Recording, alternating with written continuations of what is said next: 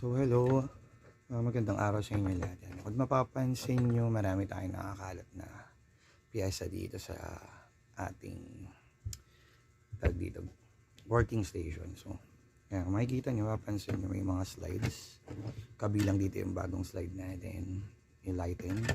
Then yung standard, yung 4.3 natin na MOS, tsaka yung standard na 4.3. So dito meron tayong tatlong blowback housing.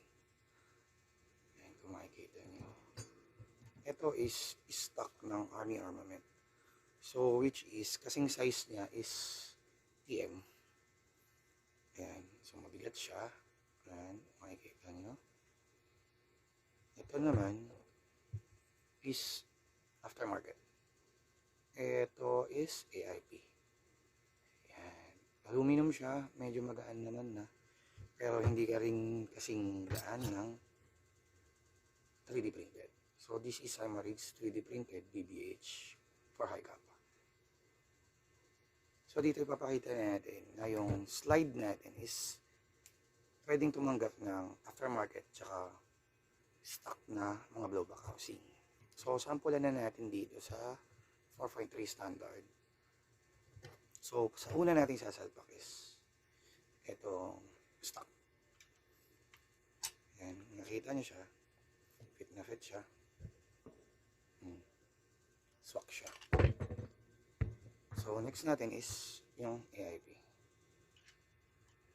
So same configuration. Mas mahaba lang ng konti si AIP. Pero swak pa rin siya. Next is yung 3D printed. Sa 3D printed, wala kayong magiging problema kasi talagang dedicated siya dito.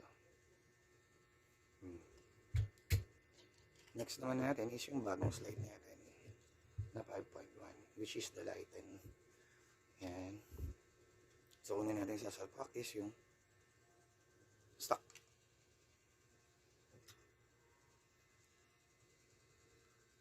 Yan. Makikita nyo, walang labis, walang kulang, saktong-sakto yan. Oh. Stock yan, sir. Ito naman is yung aftermarket.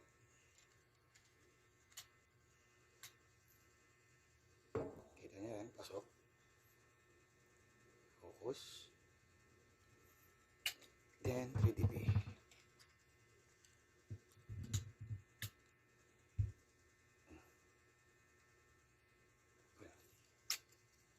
So, ito naman ngayon is yung standard natin na walang butas.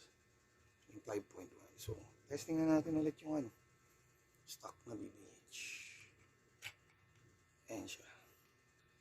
Nakikita nyo, ayan, maluwag pa nga sa standard. Pero, hindi siya maalog. Aftermarket. Saktong-sakto siya. Same. 3D printed.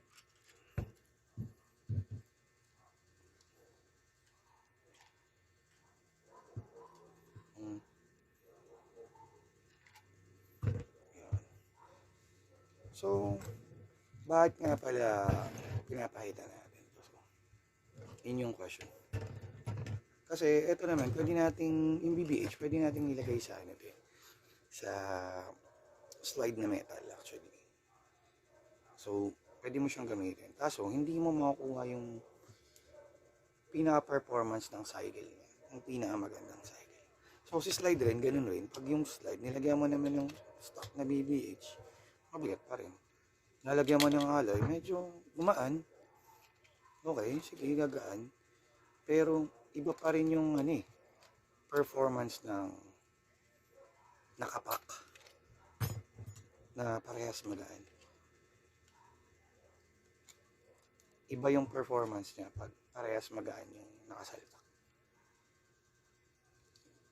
So, dito, papakita natin itong isang slide natin. Ito yung super light. Naka-AIP na shell yan. 3D printed na yung BBH. 3D printed na yung buffer. 3D printed slide. Then, 3D printed outer barrel. Ayan, fixed outer barrel. So, yan. So yung performance nito, hindi katulad nung meron pang mabigat na parts sa loob. So itatry natin siya, salpak natin. Kung ano yung itsura ng cycle niya pag magaan na yung slide mo. And salpakan natin ang magazine. Chamber clear. Check natin. Checking record.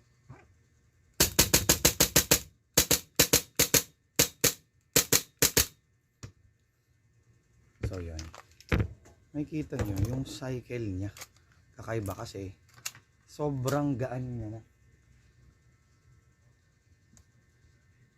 So okay lang naman kung hindi kayo magti 3D BBH or 3D dash slide.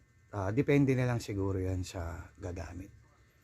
Pero kung ako yung tatanungin mo performance wise, mag-set ka no kung gusto mo talaga ng faster cycle. So yun lang guys, in-explain ko lang na kung ano yung pwedeng maging benefits ng naka 3D printed slide, 3D printed BBH kung ko-compare sa stock tsaka alloys na mga parts. Yun, mostly yung gaan nila, yung weight, yun yung lamang ng 3D print. So yun lang guys. For questions and inquiries, chat lang kayo sa page or chat nyo ako sa FB ko. Thank you guys.